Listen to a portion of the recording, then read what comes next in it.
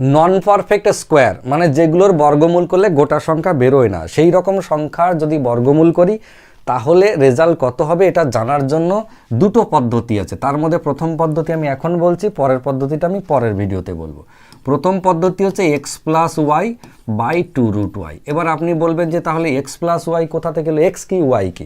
ধরুন আমি 5-এর বর্গমূল করতে চাইছি, তাহলে এক্সের মানটা হয়ে যাবে 5 সরাসরি, আর ওয়াইয়ের মানটা হয়ে যাবে 5-এর মধ্যে ম্যাক্সিমাম যে বর্গমূল সংখ্যা ঢুকে আছে 4 সেটা, ব্যাস হয়ে গেল।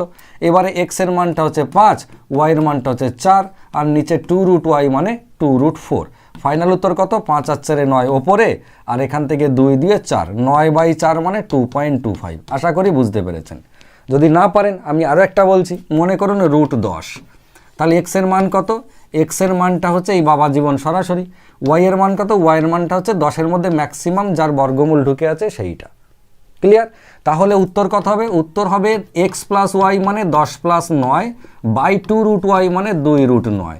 ফাইনাল উত্তর 10 আর 9 19, আর এদিকে 2 আর এখান থেকে 3, 3 দিয়ে 6, তার মানে ফাইনালি কত হলো? 3 6 18, থাকলো 1, 6 কে 6 থাকলো 4, 6 6 36, আবার 4 আবার 36, এরকম মানে 3.16। এইটা হচ্ছে প্রথম পদ্ধতি। যদি আপনি বুঝে গিয়ে থাকেন তাহলে আপনার জন্য একটা হোম টাস্ক দিচ্ছি, সেটা হচ্ছে √40। এইটা সমান কত হবে আপনি জানাবেন।